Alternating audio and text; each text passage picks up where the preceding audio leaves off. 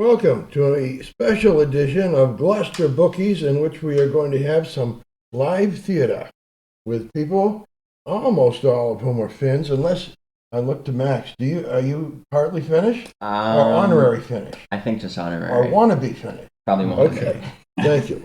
But others of us here, Rob Ranta beside me, the founder, director, etc. of Tapian Finns, is all Finn? Yes. No. Yeah, all Finn. I'm Wayne Soini. I'm half Finn. You are an honorary Finn. Max McNamara. Susanna Natty is half Yankee, half Finn. Nikki Korkati. Half Finn, half Korkati. Swedish. Yeah, half Swedish. Mhm. Oh, the hardest combination of all. Yeah. And Ray Hildenen. Half. Half. And if I may, George, I'm started. George Wallace is I'm not finished, I'm started. Well, what's the term you starting use? Finn. Oh, sorry for that. Honorary. Galvanized. Yes. Galvanized Finn. Right. It's great. All right, and we have a skit today. It's not a whole playlet. It's a skit about a famous Finn, famous in the Finnish community more than elsewhere, named John Morton. You say, well, who's John Morton? That doesn't sound very Finnish. But his grandfather was named Martti Marttinen, which is pretty Finnish, and it's pretty obvious that he was Finnish. When people who are Finnish talk about their ancestry, you'll notice all of us around the table, we kind of stop with like 1900, or might get back to 1880, or a little beyond that, and not back to 1776. But in this instance, one of the founders of the United States of America was in fact a Finn named John Morton. And there was a three-act play, musical, presented in Helsinki, entitled in Finnish, John Morton, The Deciding Vote. And the play recounted the Finnish path for this gentleman's family, really, from Rautalampi in Finland, where they have a monument to John Morton, even though it was his grandfather who was the one that left Rautalampi, and to the forests eventually of New Sweden in this country. New Sweden was the Swedish-Finnish community, a colony that was established, I think, only about 10 years before the British took it over again. And the play ended with the vote in 1776. I took the story and reduced 3 acts to less than 1, and a musical with no music at all, and a serious performance, mostly serious, into a comedy. So you'll recognize in the skit. But I do want to say the names here. The original script was written by Terho Arrhenius. The translation I worked with that was in English was by Johanna Koivisto and Margaret Vainio. I didn't work with more than the portion of what they wrote, but I'm pleased that I had that core. So in the meantime, I looked to ask Rob Ranta, was this play ever presented in this United States before? No, it has not been. In fact, in 2018, if you recall, we got permission from the Finnish group to translate 3 Finnish scenes into English, and we presented it as Readers Theater then at the Lanesville Community Center. And then flash forward, we're here today. At FinFund 23 just passed. FinFund had what do you call it? The one in Rockport, the Shaylin Lou. Right. Shaylin Lou Theater almost filled. I think there was easily 250, almost 300 people in the audience to see Lane's Coven, Right. of which Max is a member. Lane's Coven present this earlier. But go ahead, please. Sure. We were lucky in that Lane's Coven Theater. I sent them the script and asked if they would consider Lily and Born and Justin Jenner would consider performing this one act. And after a while, because they were in the midst of so many other shows at the time, but the answer came back yes, and how fortunate we were and the audience that day. There's a lot of energy in the group, and that came forth loudly and clearly. But the group also made its own touch, which is always good, just part of their plays, with whatever performed. So from there, also the Lane's Coven was gifted with a grant award from the Finlandia Foundation National to put this on. So that group saw such positive in our making that presentation. Now we're here today, and we're Now we're trying. here today, and it's a contribution to the community because in large part the Cape Ann Finn's Finn Fund was a joint product with Gloucester 400. Correct. And we're able to provide the community that contributed to that success with what would you call it, a payback or something? Something nice. Anyway, a gift, donation back. All right, let's do the deciding vote, or that stubborn Finn, John Morton. A Pennsylvania Finn named John Morton went to courting a lass named Anna. We come upon the couple. Anna, do you know how to say one in Finnish? No, John, how? Yksi. Oh my goodness, John. Do you know any more, Finn? Kaksi. Oh, John, you make me swoon. He had her at Irksey, but cautious John counted to 10 before he proposed to Anna. After they wed, and after many years of farming and serving in high offices in his county, John's neighbors selected this cautious man to be one of the colony's delegates at a new all-colony convention. May I ask the delegate a question? You may ask, and maybe I will even answer. Why are you going, John? To figure out who is right and join them. Well, don't be too quick. Quick? Anna, I'm a Finn. And a stubborn one. We are both stubborn, aren't we? But resisting a king and an empire. Did I decide to do that? Well, I know how people are talking. Anna, enough talk. Let's go to sauna before I leave. Slowly. For Philadelphia. The time is June 7th, 1776. The place is Philadelphia, and the chairman of the Second Continental Congress is a Massachusetts man, John Hancock. John Adams, you may continue. Only one word more. I want to add my strong view in favor of independence. Thank you, Mr. Adams. Moving on, we must select a committee to draft the wording of a possible Declaration of Independence. Which of you is willing to draft the declaration? Nobody? How about Thomas Jefferson of Virginia? I refuse the honor. Please justify why you would refuse this honor. Why, I've not been able to see my wife for a very long time, and I was just about to leave for a visit home. What sort of man puts its family's welfare above the business of the country? Mr. Chairman, perhaps Mrs. Jefferson could come to Philadelphia. Good idea. Mr. Jefferson, if we invite your wife to come to Philadelphia, will you write us our Declaration of Independence? Why, in that case, I would write it most cheerfully. Encouraged by his wife, Thomas Jefferson and his committee wrote up the famous Declaration. After long debate, when John Hancock called the question, it became clear that independence was in doubt. In the first vote, 7 colonies supported independence. 3 were against, and 3 colonies did not vote.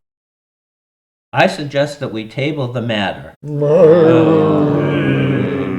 We shall meet again in 3 weeks on July 1st, 1776. The meeting was adjourned until July 1st, 1776. On that day, the delegates gathered for a second vote. Gentlemen, I pray that you carefully review once more the declaration prepared by Mr. Jefferson before you vote again, either for or against independence. This vote was closer, but again, indecisive. The result of this vote is 11 for independence, 1 uncertain, and 1 against. In Delaware, 2 delegates split, while the 3rd delegate, Caesar Rodney, is not yet in Philadelphia. Delaware is thus uncertain. Of the delegates from Pennsylvania, 3 voted for the resolution and 4 delegates voted against. Pennsylvania is therefore marked as being against independence. Gentlemen, let us meet again on July 4th.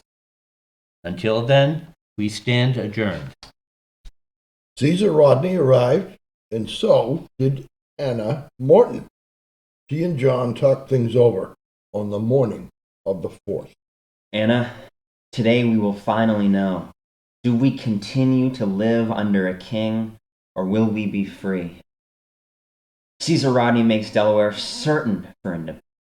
That will leave Pennsylvania to decide everything. It may come down to 1 vote. Oh, John. Irksy. You choose now to speak Finn on Independence Day?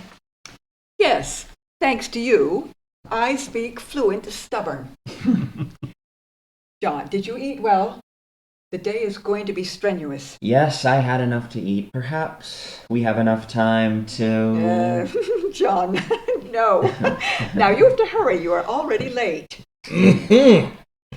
John Morton leaves slowly to join the delegates at the hall. Crowds have gathered outside the building. He is greeted by pro-English, anti-English, touting their slogans, their threats. What will happen if the vote does not go for England, if the vote goes for independence? Independence forever. Independence never. Are you voting for or are you voting against?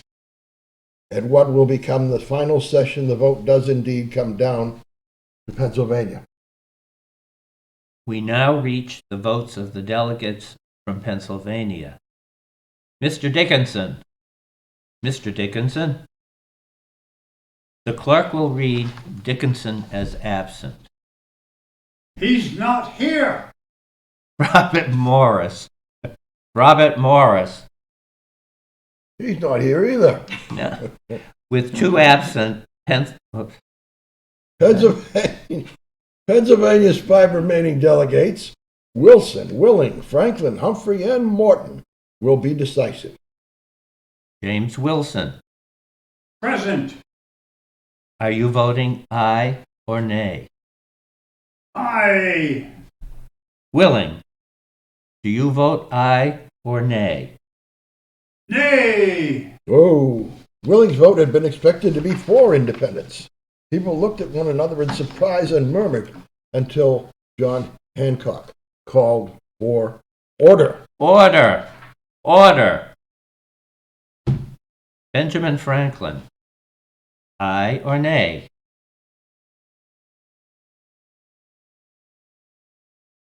Aye. Humphrey. Aye or nay? Nay. John Morton. John Morton. He's gone out. Check the whoosee.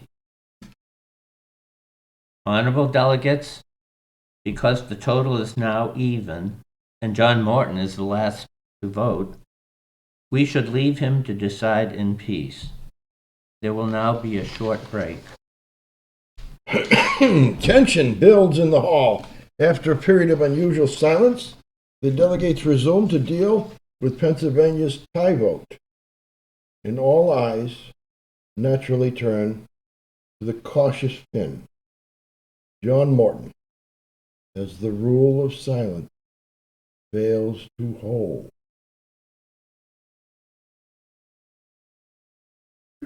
Vote for or vote against. Silence.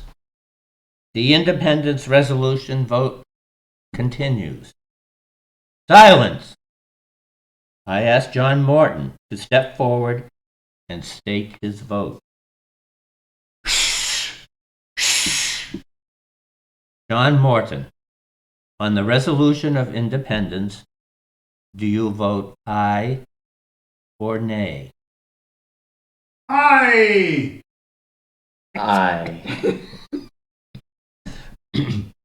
Assembled delegates of all 13 colonies, having cast their votes in favor of independence from England, we now begin our life as a new American state.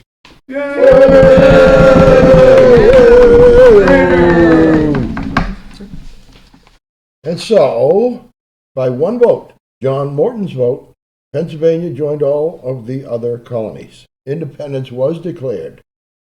And today, if you ever get to look at the original document, make sure you celebrate the stubborn Finn. You can see the name John Morton.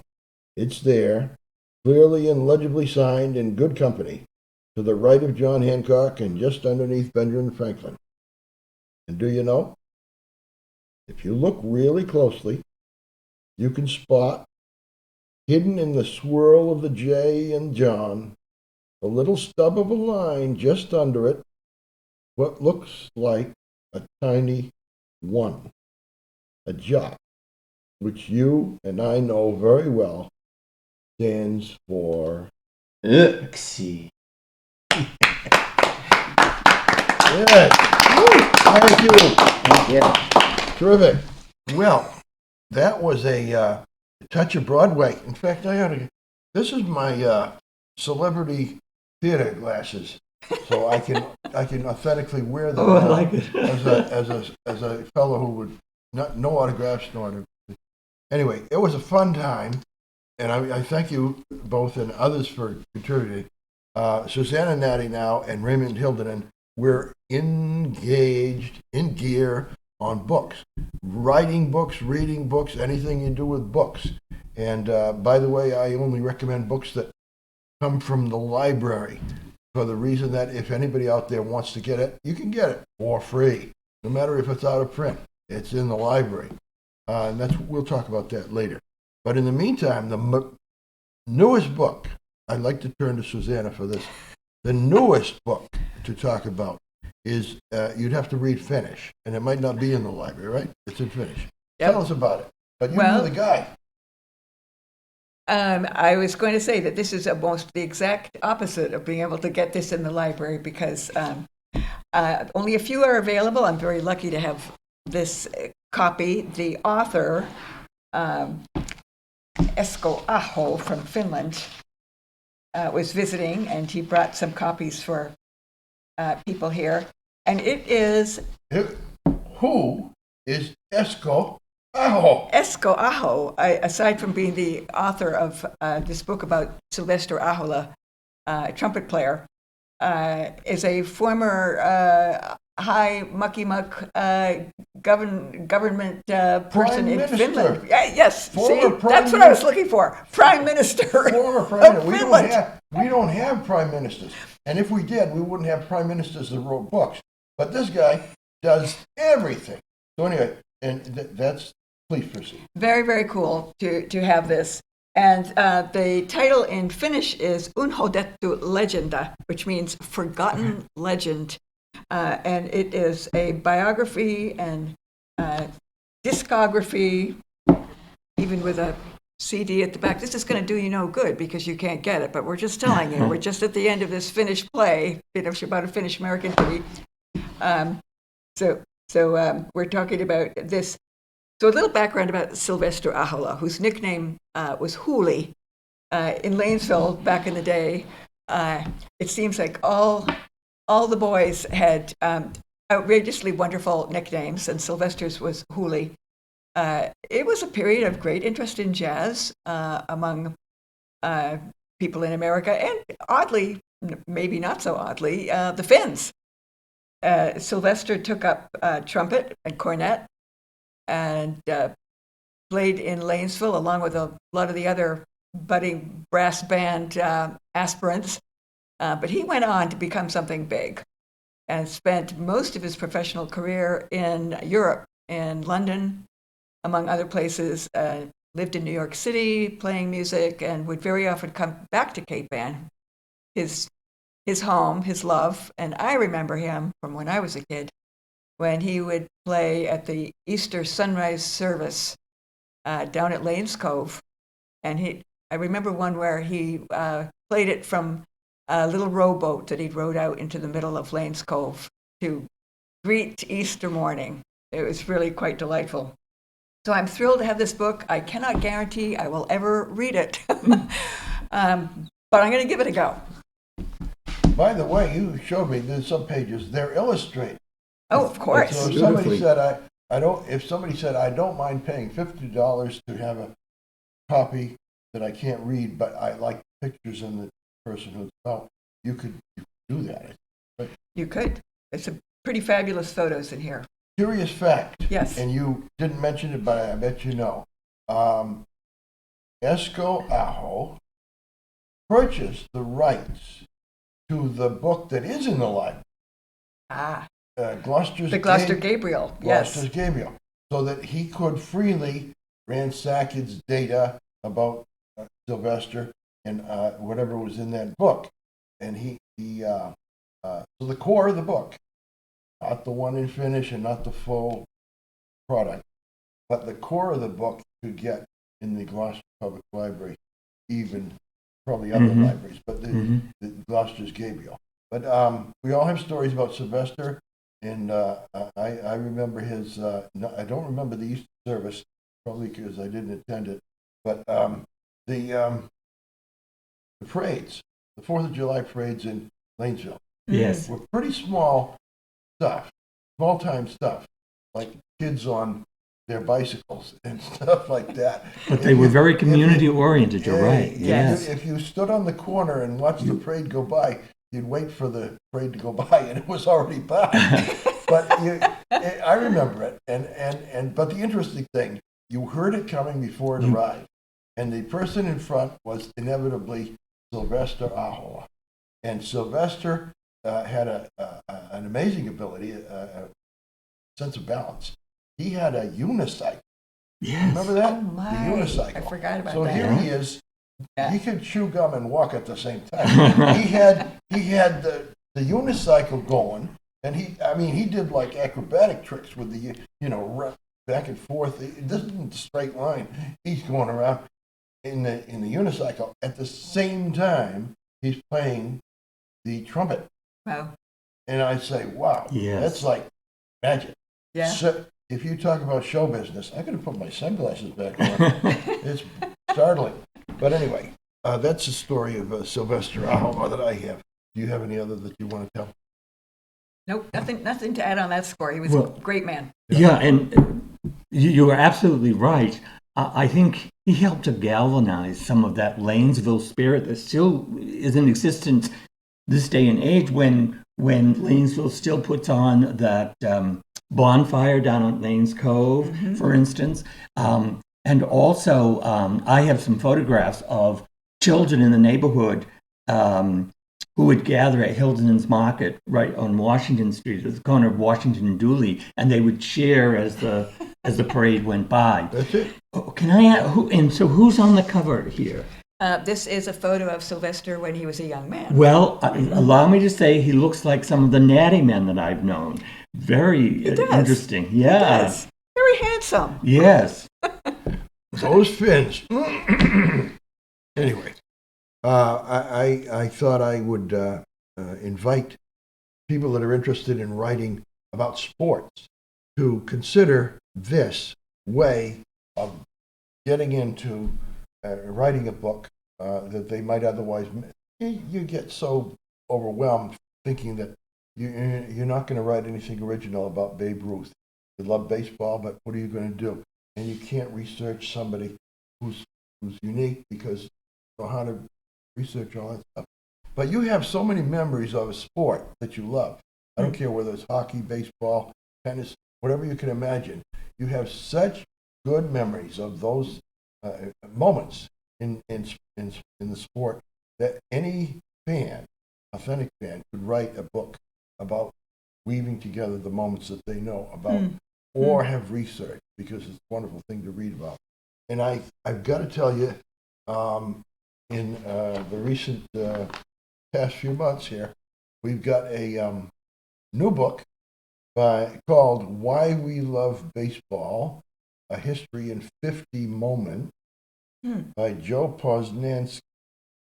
And what Mr. Posnanski did was think back on his memories of the highlights, the moments, not the whole games or anything, the moments in baseball that mattered to him, moved him, it made his feelings of excitement or nostalgia or even grief, sadness.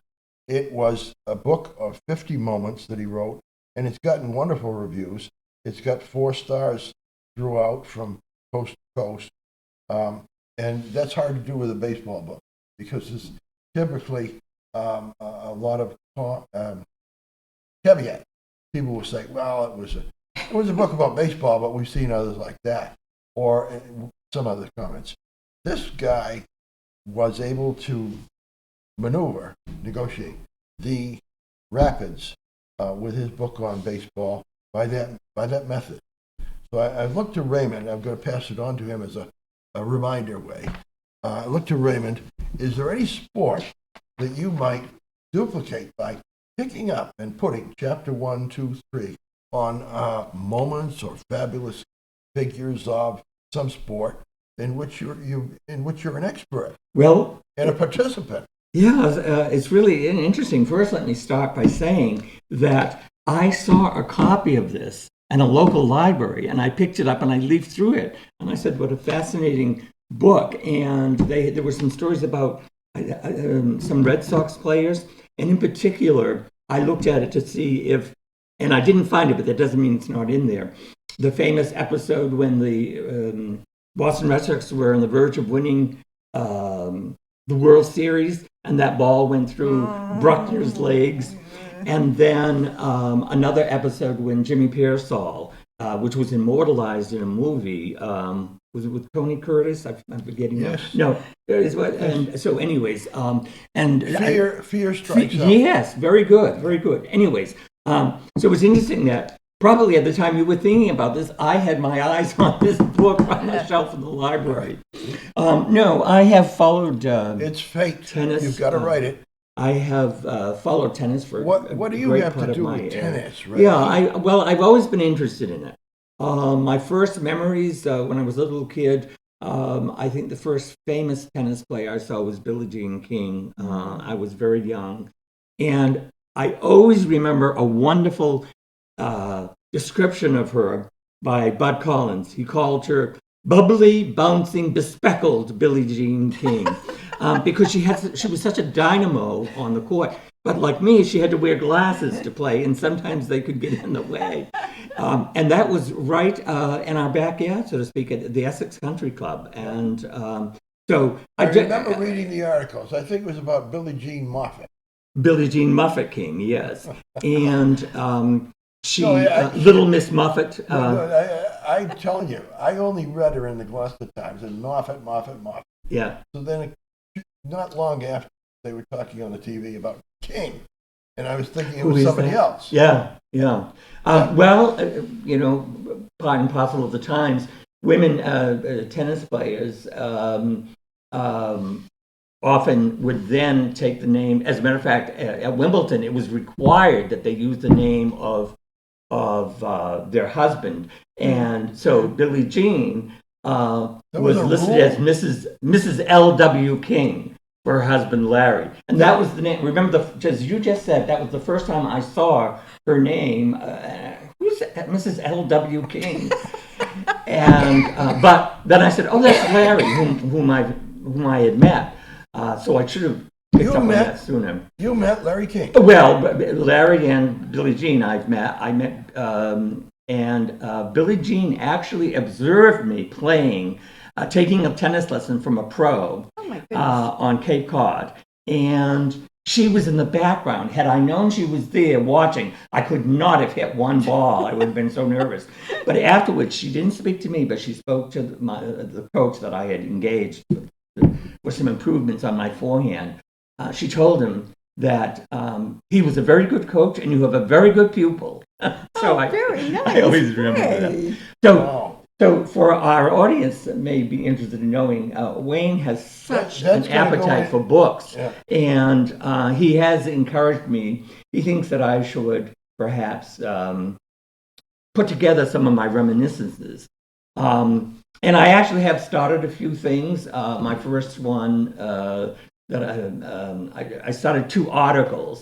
One was on Alice Marble, and the other was on Big Bill Tilden versus his great rival, Little Bill Johnson. Sorry, and so I called that Little Bill and Big Bill. But anyways, but it's so hard. Wayne has such a knack for knowing what to put in and what to exclude. And I have so much trapped in the cobwebs of my mind that, I just keep on writing and writing and writing, and it never goes anywhere. Use this because it's a true story.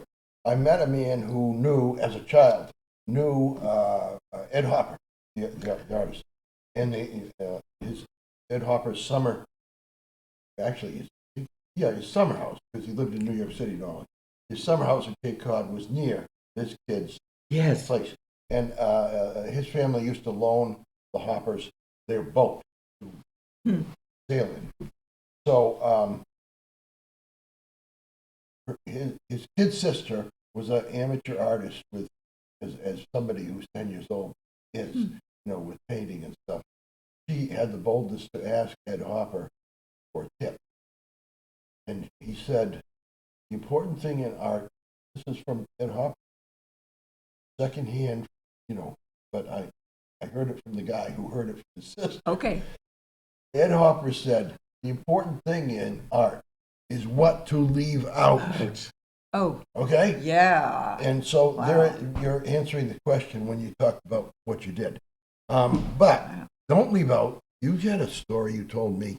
You were in the stands, I think it must have been Wimbledon, and next to somebody, was it the father of one of the...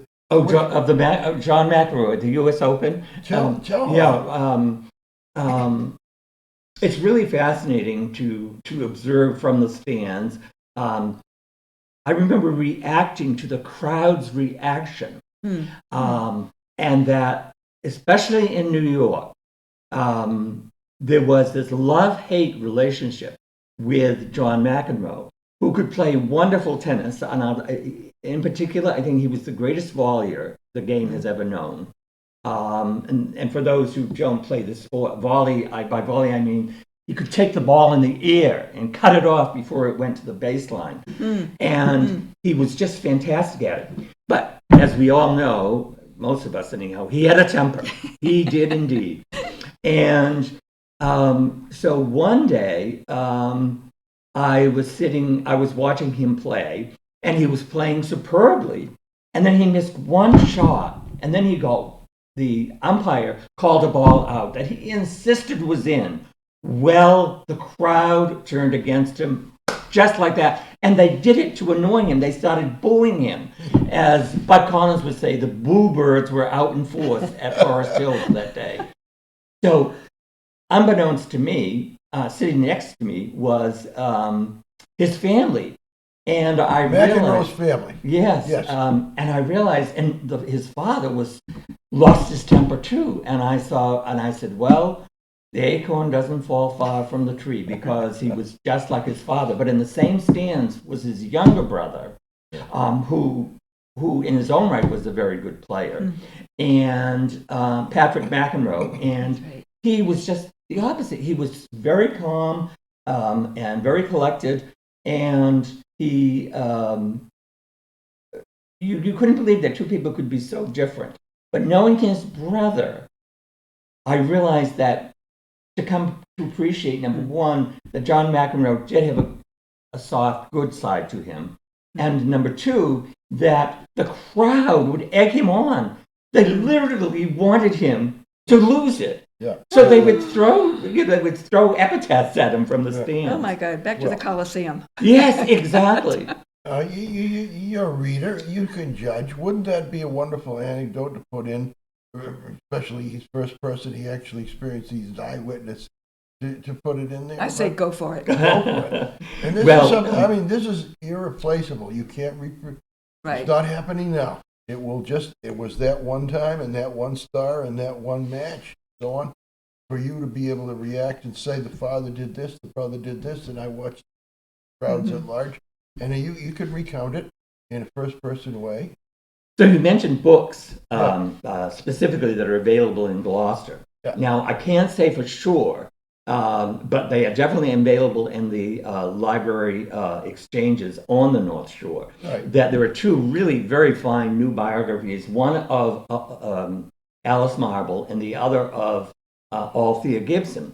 And I was telling Wayne that I had already begun my chapter in this so-called book of famous women tennis players that I had met. And by met, I mean just having seen them or watched them play and read about them, I feel I've met them. Yeah. So, but Alice Marble, my problem, and this is apropos your comments, well, what you put in, what you leave out.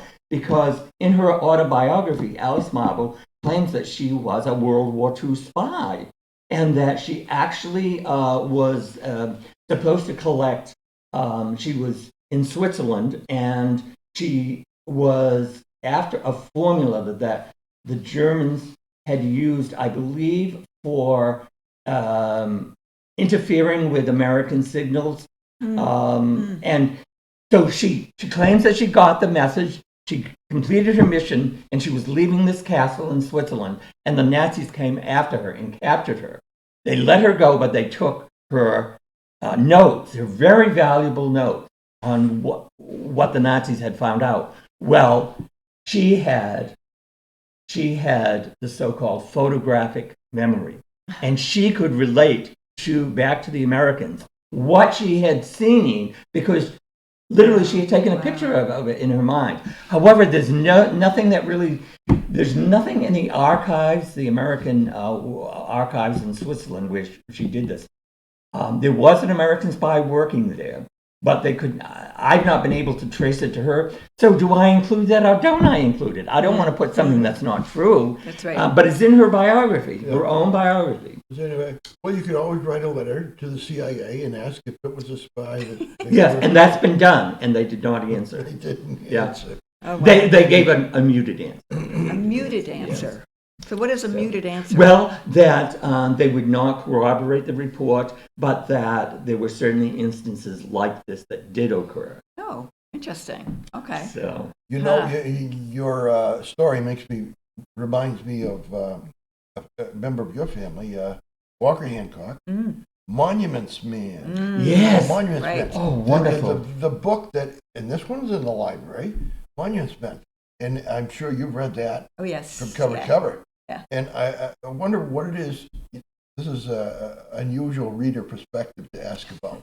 You're reading a book that's generally historical about the World War II, but one of the people in there, every page or two, he's coming around and doing this and quoted it. What did you feel as a reader when you're reading this? Your own uncle? What would you call it? He was my uncle. He married my Your- father's your- sister. Your uncle Yes. Walker is in this book, and you're reading it in the sense of seeing your uncle. Of course, the book is the perspective is different. What did you feel when you read that book, Monuments? Oh my goodness. It's what did I feel about it? It fit in perfectly with what I already thought about him, and I knew a little bit about what he had done, only very obliquely, because in his studio in Lanesville, he had a very, very large full-length sheepskin coat, which had been in the mines where they were recovering artwork, and had been wrapped around some of the artwork to protect it. And that was a fairly major souvenir for him from that encounter. The other thing I remember about... But he didn't take one of the Van Goghs to put No, up. he did not take any of the art's works himself. But I always had such a sense of almost reverence for him. He was a little remote. He was always in his studio. So I think he was on an appropriately sized pedestal for me. And when my cousin Deanie and I, Deanie was his daughter, is his daughter, he still had a field telephone that he had one end up in the studio and one end down at his house. So if Sima, his wife, my aunt, needed to call him, she would just ring, ring, ring, ring, ring, crank it up, crank it up, crank it up, and then be able to talk to him up in the studio. Wow, that's an anecdote and a half. I like that one. And I had a friend, and I'm sure there are many people, young people in Lanesville. I remember what you said. You could see him from a distance. I remember sometimes looking into the barn from a very far distance, and you could see him walking around. But I never got close, except in one time. But a friend of mine from Lanesville, well, a couple friends from Lanesville modeled for him, and one in particular, his hand. Although he modeled Yes. completely, the only part of him that was used was his hand. Right. Walker liked the hand. Yes, he would take parts of people. I mean, I'm sure there's probably a long list of people who modeled for him in one way or the other. And my mother recalled that he was working on a statue for Hershey, Pennsylvania, where there was a adult who was with a small child. I don't remember where it was, whether it was for an orphanage or the candy factory. I'm afraid I don't remember that part. But he asked if he could borrow a pair of my brother's shoes so that he could sculpt the shoes. And my brother had, I don't know how old he was, 6 or 7 maybe, had laced up one of the shoes in not the sort of normal, correct way, and Walker included that in the statue. So I thought that was such a nice touch of let's be real here. Yeah. Love sure. it, love it. You have to. Your mother was wonderful at telling stories. I'm sure verbally, but certainly in writing too. And I was happy that when sometimes we'd exchange letters and she'd tell her stories. One involved the Walker Hancock studio. Oh. I don't know if you remember, but after the war, when your parents married, where to go on a honeymoon under those circumstances wasn't easy to get. They had a staycation up at the studio. That's the answer. That's the answer. And they went to the studio kindly. Walker gave them the use of it, and the bed, as it was put in the studio, was under one of his works in progress, which was a bust of larger than life head of the author Thornton Wilder. Really? Yes, there was this Thornton Wilder.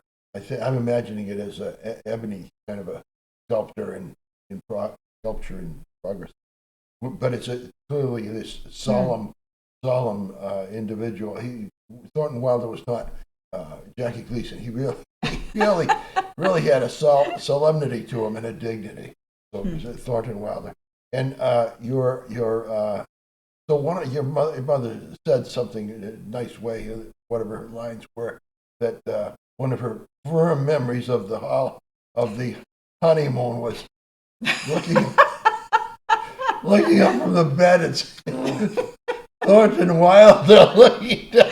Oh my goodness. That's wonderful. I had not heard that story. Thank you, Wayne. True story. Thornton Wilder. Yes. Yeah. Anyway. So what are you going to talk about I'm today? going to talk about a book here. I think I said it earlier. Is a book that you can get at the library. It's for free. Right. And it goes back a lot of years. When I was a youngster, I read this book Yeah, I mean, I was proud that I did because it was a real. It was a grown-up It book. was a grown-up book, and it's called My Life in Court by Louis Nizer. Louis Nizer was a famous trial attorney and a prominent, I think you'd call it public intellect for his time. He wrote other books than this, but this one was on the bestseller list Wow. for over a year. Yes, for over a And year. people bought it in hardcover and paperback, and they later made a TV movie. They later made a movie of one of the chapters in here. All of them are civil trials. They're not criminal. All of them are civil trials in which somebody's suing somebody else. And Nizer is there doing his best for them. The one they made the movie of and the TV movie of is a libel suit in which he defended Quentin Reynolds. Quentin Reynolds not well known today, but at one time he was known as a commentator and a war correspondent and all kinds of things. So, some slug smeared him as if he was off, including cowardice, like he wouldn't. He was a war correspondent living up in Paris when others were fighting and all that stuff. So he was offended by that, rightly so.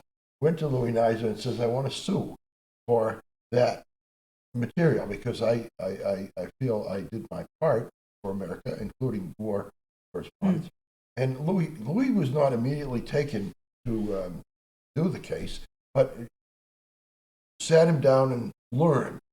This guy was more on the front line than almost any GI because he was trying to get out in the front and see what was happening in the action. He even had conditions that were, exposure to sunlight, harsh sunlight was like poison to him. And he had to wear like woolen hoods and things in the desert if he was down there. Oh, wow. All kinds of crazy things to be able to get his stories. And he did this under arduous circumstances because he wanted to get the stories. And so, yes, he was a brave man. He did fine things. And what was written about him was false. So Louis Nizer had the chance then to say, all right, sign on. We're going to do it. We'll put this together. He sued the columnist for the Hearst newspapers, which already explains itself why it's their sensationalism. And he goes through the trial, and you're there as he's cross-examining the columnist, and you're there as he prepares something, and as he works with the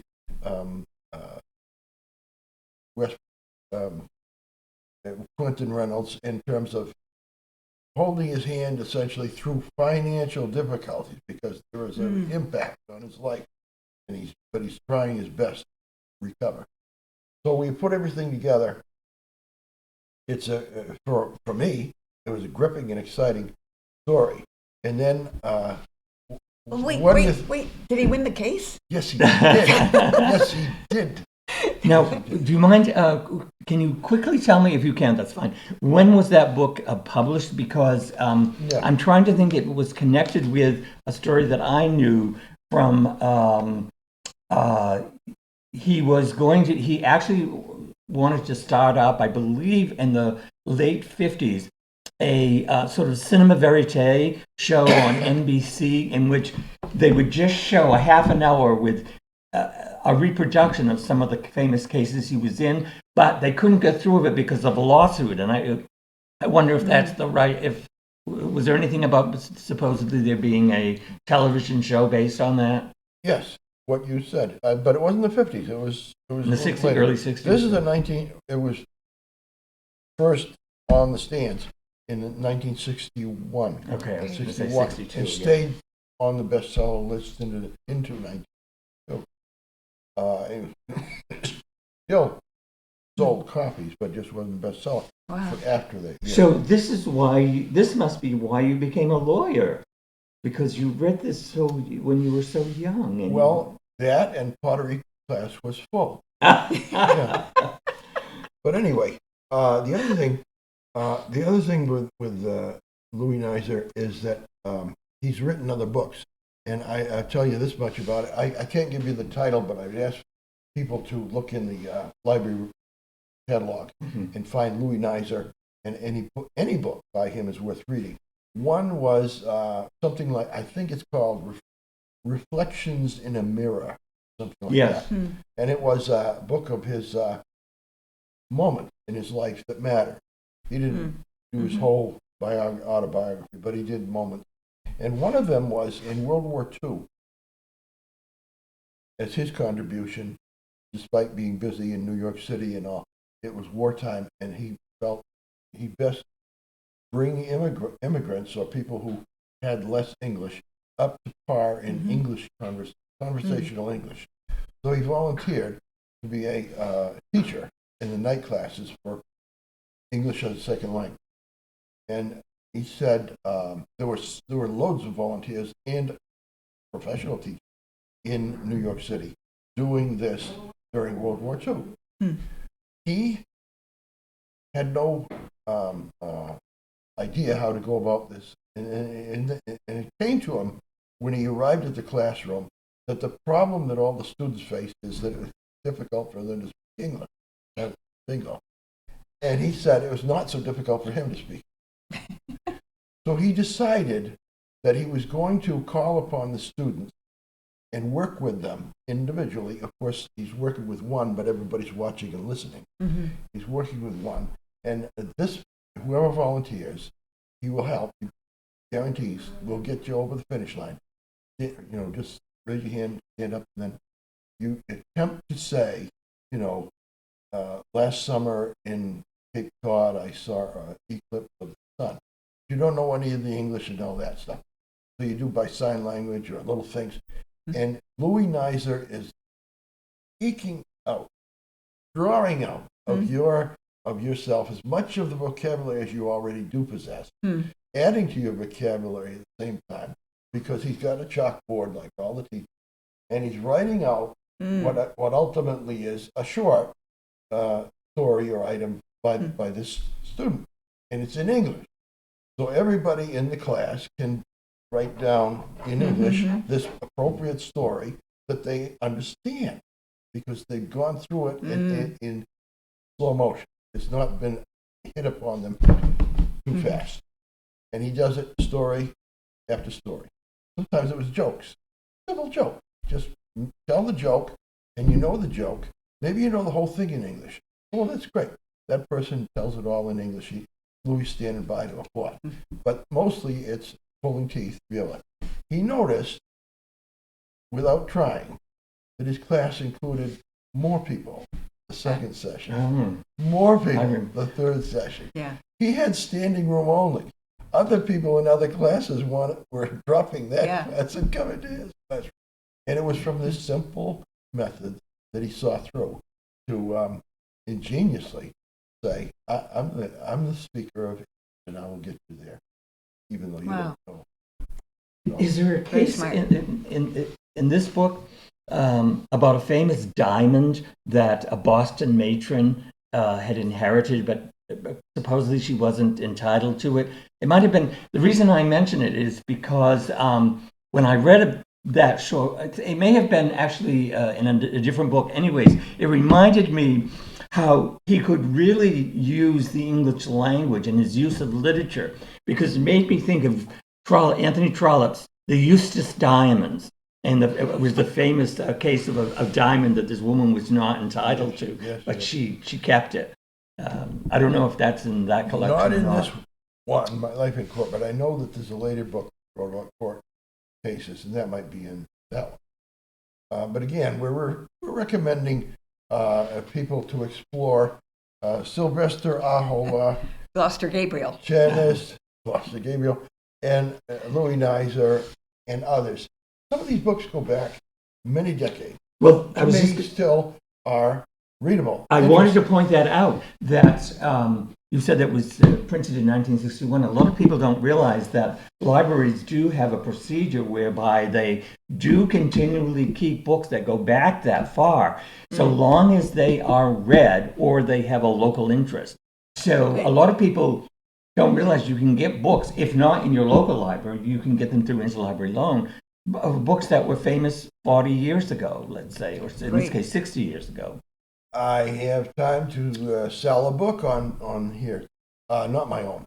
I have awareness that the Sawyer Library has a copy of the logbook, the printed, published logbook of the USS Gloucester. Yes. The USS Gloucester saw action in 1898, and the government printing office put out the published logbook of the USS Gloucester in 1900.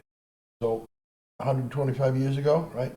So it's almost, and they have that in stock. You want to look at it, you can read it, you can see it in the library.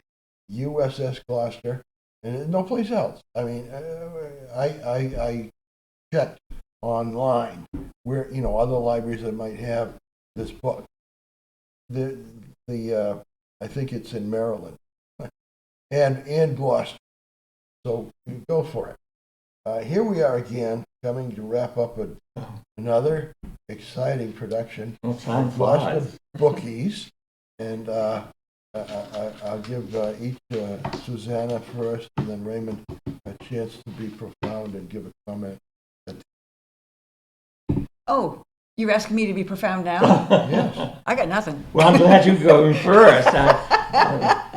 Something profound. Support your local journalists and the journalists who are on the front lines. Okay, support your local library. And support your local library. Okay. But because seriously, one of the themes I have in mind for a future Bookies episode, if you'll have me, is what was Gloucester reading, in each decade, and how that corresponded with I like what that. Perhaps they were reading, and you get this information through the libraries. Yeah, I'd like to know. Okay, we'll get into that. And in the meantime, thank you, and we'll see you next time. Thank you, Wayne. Thank you, Yeah, Susie. thank you. Susanna. Right? Either way. Thanks for having us.